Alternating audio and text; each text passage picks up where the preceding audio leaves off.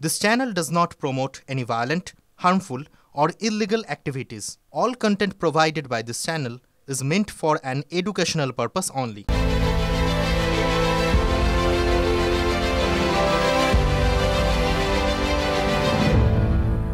এখন সকাল, রাতের চেয়েও অন্ধকার, আরও কত কি যে দেখতে হবে।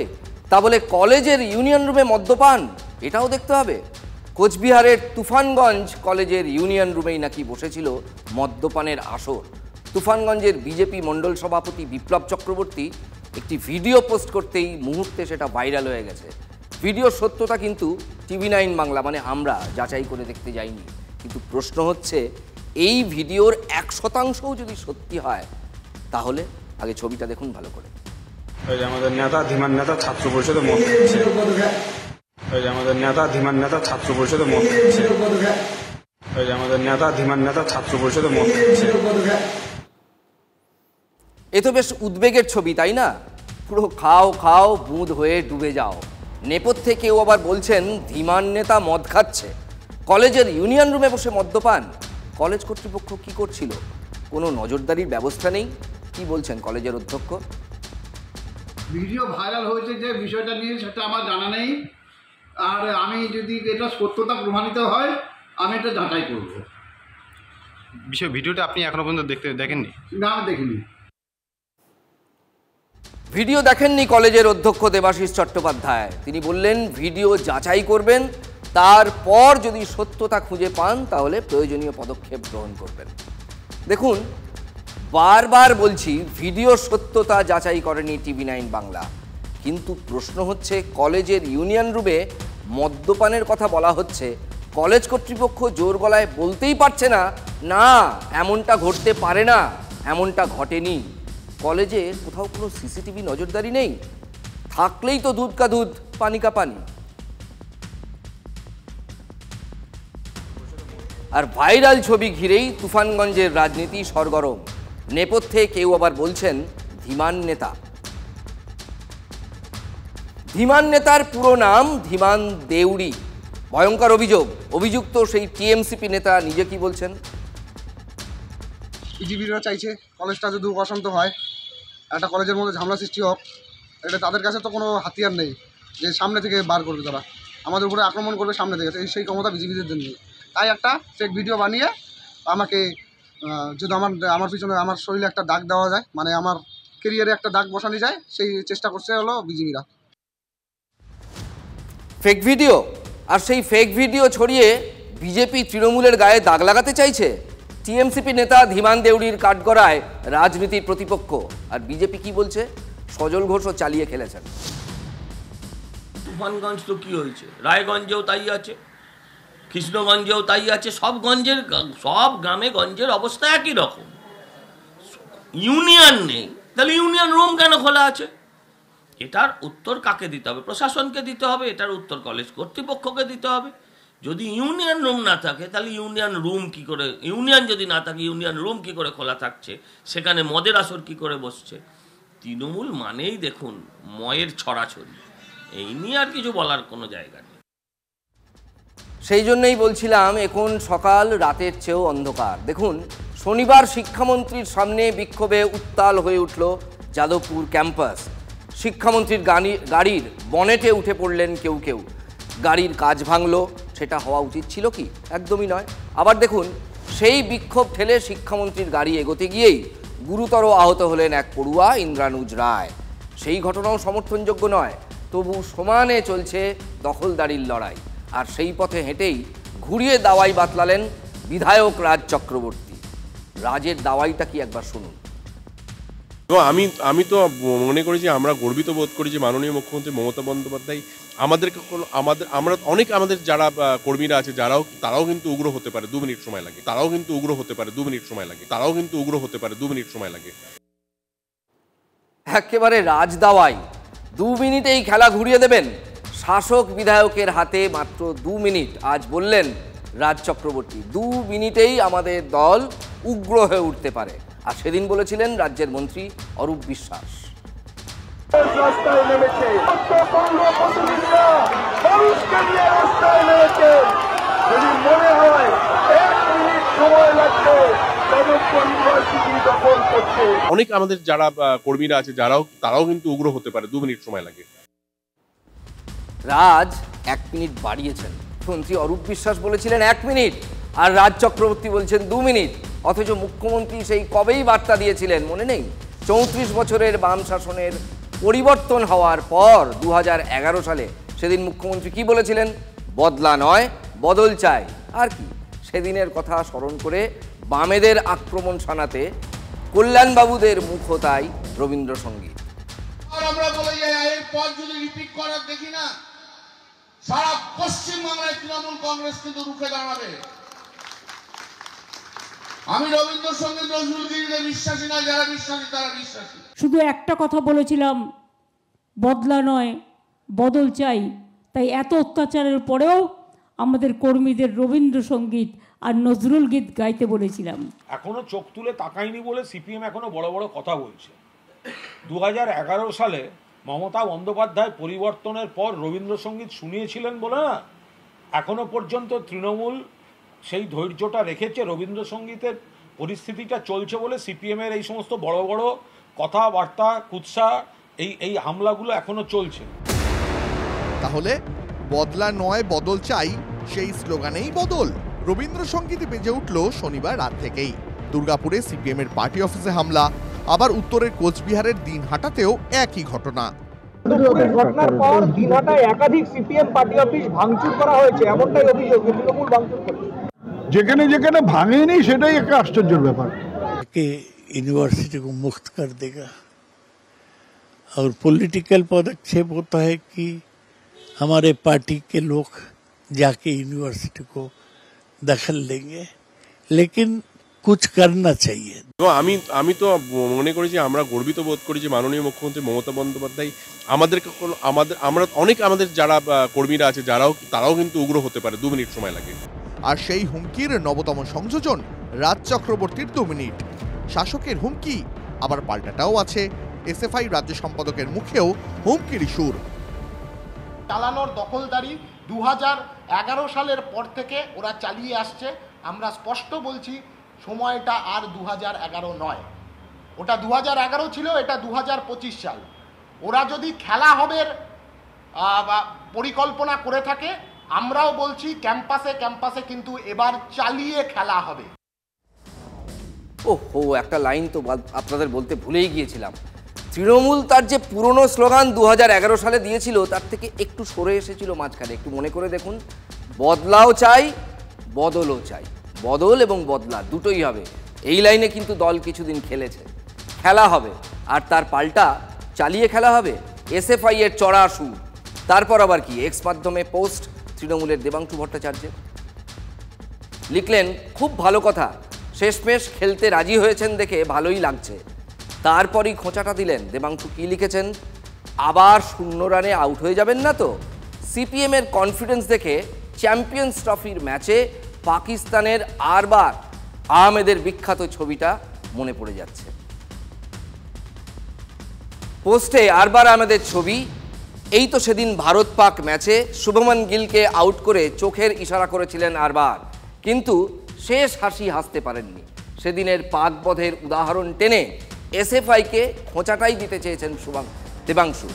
ওদিকে আবার পুলিশের অত্যাচার অভিযোগ সরব এসএফআই। হাইকোর্টের দ্বারস্থ এসএফআই সমর্থক সুচরিতা দাস থানায় তুলে নিয়ে গিয়ে বেধড়ক মারধরের অভিযোগ পুলিশের বিরুদ্ধে। পেটানো হয়েছে বেল্ট দিয়েও, এমনটাই অভিযোগ। রাতভর মারধরের পর ভোরবেলা ছেড়ে দেওয়া হয়েছে বলে অভিযোগ। অভিযুক্ত পুলিশ অফিসারদের বিরুদ্ধে পদক্ষেপ এবং থানার সিসিটিভি ক্যামেরার ফুটেজ সংরক্ষণের আর্জি জানিয়ে এবার হাইকোর্টের দ্বারস্থ সুচরিতা। মামলা দায়েরের অনুমতি বিচারপতি তীর্থঙ্কর ঘোষের। সোমবার শুনানি। আজও সেদিনের অভিজ্ঞতার কথা শোনালেন এসএফআই সমর্থক সুচরিতা দাস। যেখানে সিসিটিভি নেই, এই রকম কয়েকটা রুম আছে, ওই রুমগুলোর মধ্যে আমাকে নিয়ে যাওয়া হয়। একবার করে মারা হয়, আবার হাজতে নিয়ে এসে রাখা হয়। ওখানে মারার সময় অ্যারেস্ট না করেই। আমি যখন তাদেরকে প্রশ্ন করি যে এভাবে আপনারা তুলে এনে আপনাদের কি কোনো রাইট আছে আমাদের এভাবে আপনারা আমাদের ওপর অত্যাচার করছেন, তখন তিনি বলেন যে তোরা অনেক শিখে গেছিস, তোরা শিক্ষিত, আর হচ্ছে আমাদেরকে ওইসব রাইট ফাইট শিখাতে আসিস।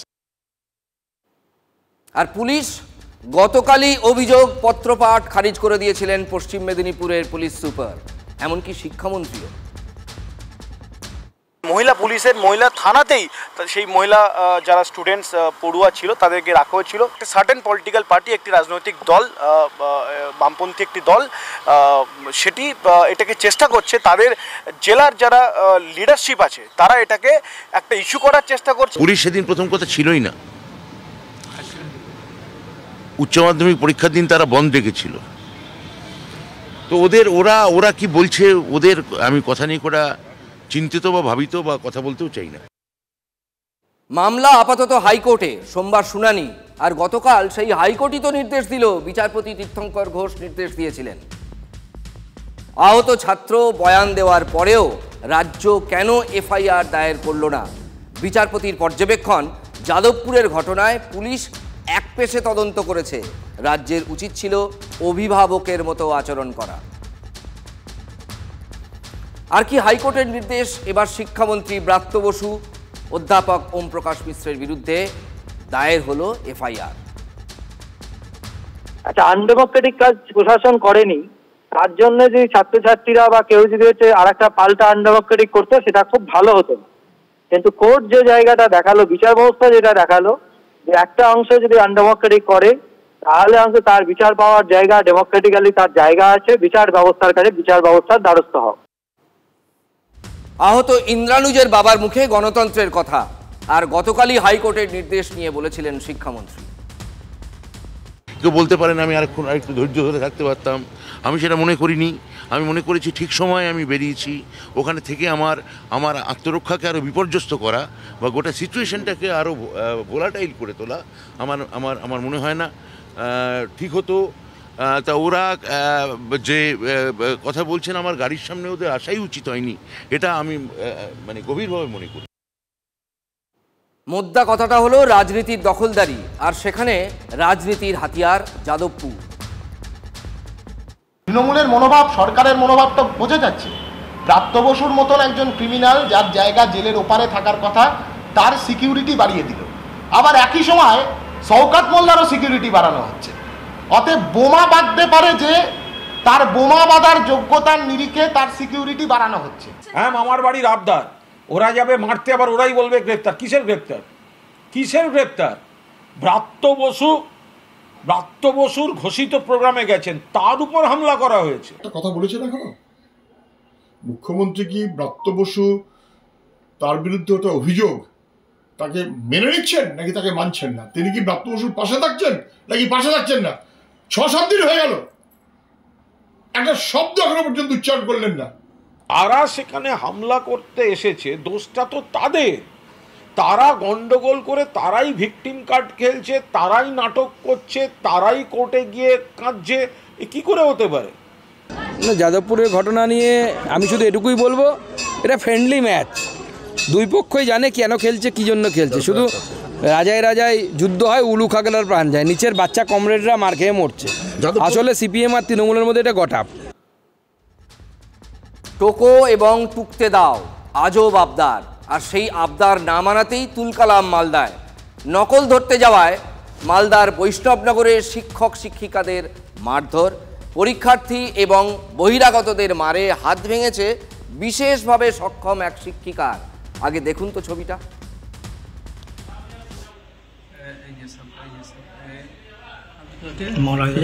আমি আটকাচ্ছি, হ্যাঁ আটকাচ্ছি, ওই যে ওদিকে গিয়ে আটকানোর চেষ্টা করছি। হ্যাঁ, রবীন্দ্রকে মানে ফেলে দিয়েছি, ধরে টানছি, দেখো আমি দেখো ধরে টানছি, ওই দেখো টানছি, এদিকে যাচ্ছে একবার, ওদিকে যাচ্ছে একবার, এদিকে যাচ্ছি ওদিকে যাচ্ছি, ওই যে ধরে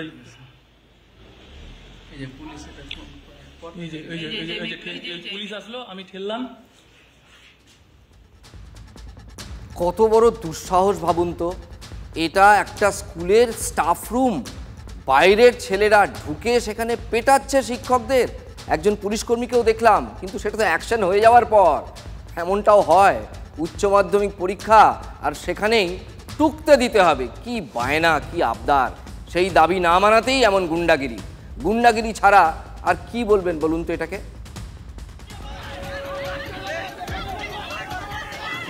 স্কুলের স্টাফ রুমে ঢুকে শিক্ষক শিক্ষিকা পেটাচ্ছে পরীক্ষার্থীরাই, ছবি দেখে চমকে উঠতে হয়। মালদার বৈষ্ণবনগরের চামাগ্রাম হাই স্কুলে সিসি ক্যামেরা বন্দি সেই ছবিটা বুধবারের। চামাগ্রাম হাই স্কুলে 3টে স্কুলের সিট পড়েছে। বুধবার ইংরেজি পরীক্ষা শুরুর আগে নিয়ম মাফিক তল্লাশি চলছিল। গন্ডগোল শুরু তখনই। কয়েকজন পরীক্ষার্থীর দাবি মোবাইল নিয়ে ঢুকতে দিতে হবে। আজব আবদার। সেই আবদার না মানায় শিক্ষকদের ওপর চড়াও হয় বেশ কয়েকজন। অবস্থা কোনো মতে সামাল দিয়ে তাদের পরীক্ষার হলে ঢোকানো হয়। তারপর সোজা স্কুলের স্টাফ রুমে চলল এলোপাথারি কিল, চর, ঘুষি, এমনকি লাঠিও। বিশেষভাবে সক্ষম এক শিক্ষিকার হাত ভেঙে যায়।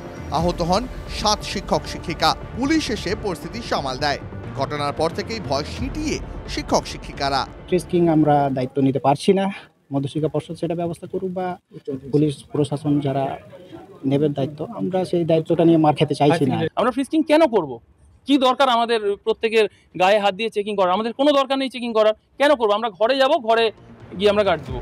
আর পরীক্ষার্থীদের তল্লাশি করবেন না, দরকার হলে পুলিশ তল্লাশি করুক। শিক্ষকদের সেই দাবি মানছেন মালদা জেলা পরিষদের কর্মাধ্যক্ষ। আমিও ছাত্র শিক্ষক হিসাবে আমিও প্রতিবাদ করা উচিত নয়, কারণ অত বড় বড় ছাত্রদের তল্লাশি করতে গিয়ে যদি মার খেতে হয় তাহলে আত্মসম্মান বোধ তো শিক্ষকদের আছে, কেন করবে? এবং 100 বার তল্লাশির কাজটা মানে শিক্ষক করবে কেন? সেটা পুলিশ করুক। কোথা থেকে এত দুঃসাহস পেল পরীক্ষার্থীরা? অন্য স্কুলে পরীক্ষা দিতে এসে শিক্ষক শিক্ষিকাদের ওপরেই চড়াও। উচ্চ মাধ্যমিক শিক্ষা সংসদের দাবি, কান্দিটোলা হাই মাদ্রাসার নজর হামলাকারী পড়ুয়াকে চিহ্নিত করা হয়েছে। যদি প্রপারলি আইডেন্টিফাইড হয় সেক্ষেত্রে কাউন্সিল কিন্তু তাদের এবছরের পরীক্ষা তো বাতিল হবেই, টোটাল 2 বছরের জন্য তারা কিন্তু কাউন্সিল থেকে সাসপেন্ডেড কিন্তু হতে পারে। এই লেভেলের পর্যন্ত আমরা শাস্তি কিন্তু আমাদের কিন্তু সেটা আমরা ঠিক করে রেখেছি।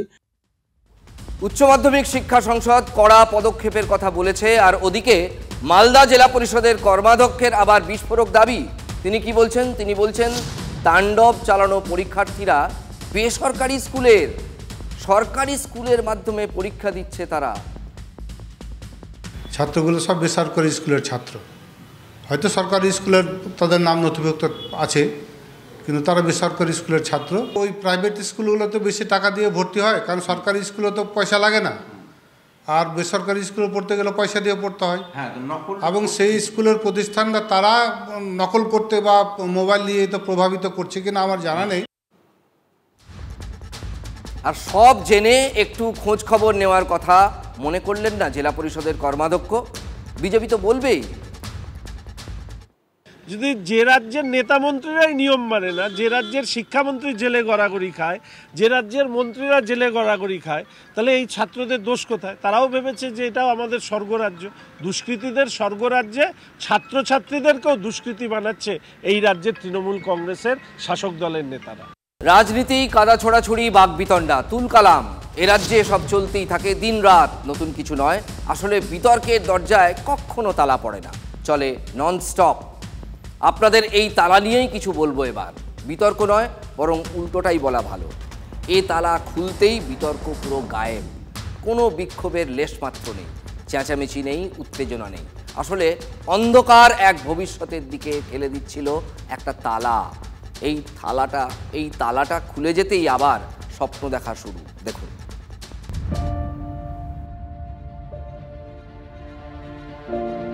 এই খুদেরাও বুঝতে পারছিল না কেন তাদের স্কুলটা হঠাৎ বন্ধ হয়ে গেল।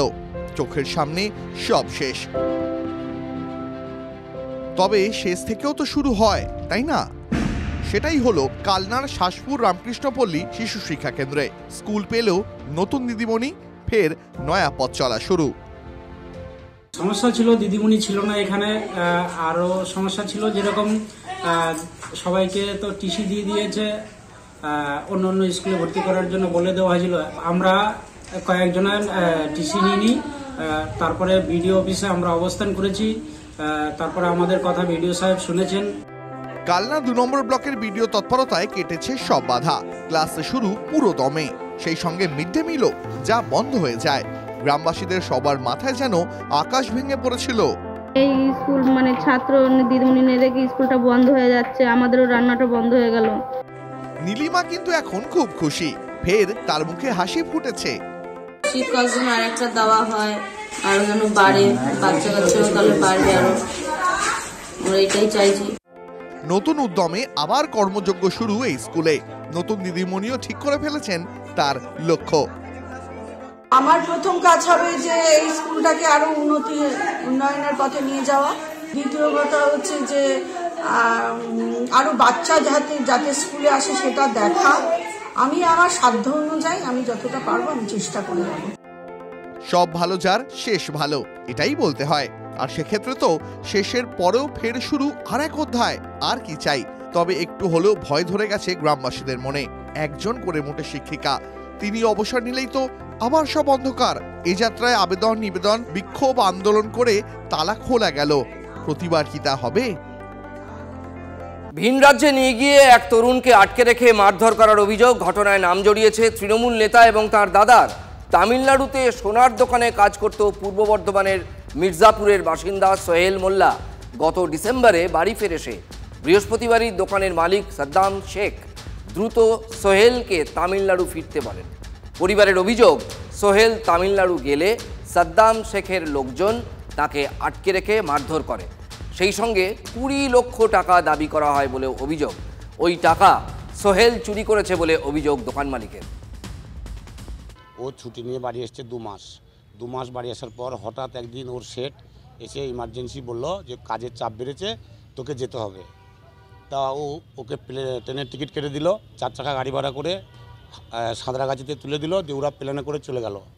ও তামিলনাড়ুতে নামার পর থেকে ওকে ব্যাপক হারে মারধর করছে এবং আমার বোনের কাছে 20 লক্ষ টাকা দাবি করেছে। ওই যে ছেলেটা আমার ভাগনাকে কিডন্যাপ করেছে তার একটা ভাই অঞ্চল সভাপতির সঙ্গে যুক্ত আছে। সে প্রভাব খাটাচ্ছে যে এইখানে যা কিছু থানা পুলিশ করার করব, যতক্ষণ না ওর বাম্মার জমি জায়গা বাড়ি লিখবে, দলিলপত্র দেবে, লিখবে, রেজিস্ট্রি করবে, ততক্ষণ ছেলেটাকে পিটো। প্রথমে পুলিশ তাদের অভিযোগ নিতেই চায়নি বলে অভিযোগ পরিবারের। এরপর জেলা পুলিশ সুপারের কাছে অভিযোগ দায়ের করে অসহায় পরিবার তাদের অভিযোগ জানায়। সাদ্দামের ভাই আলমগীর শেখ তৃণমূল বুথ সভাপতি হওয়ায় পুলিশ অভিযোগ নিতে চাইছে না, অভিযোগ সোহেলের পরিবারের। এই মুহূর্তে ধরা পড়েছে, তারপরে ব্যাংকে অ্যাকাউন্টে ট্রানজাকশন দেখেছে, ট্রানজাকশন করেছে। আমরা বললাম অভিযোগ করি না, আড়াস করি না গো, ফালতু কেন গ্রামে একটা ইয়ে হবে, একটা বলছে ব্যবস্থা করবো। ঠিক আছে, দেখ ব্যবস্থা করে দেয়, একটু নির্ধারণ করে ব্যবস্থা করলি গাছ। এখন যেহেতু হয়ে গেছে কি করবে? সে না বলে 20 লাখ, তুমি তো এসে বলতে পারবে 5 লাখ কি 10 লাখ কি 15 লাখ কি 18 লাখ দেবো, তবে তো সেটিং হবে। আচ্ছা, তাহলে এখান থেকে এরা যতক্ষণ পর্যন্ত টাকা না দেবে ততক্ষণ ছাড়া হবে। হ্যাঁ। ফোটকাটা আজ এ পর্যন্তই।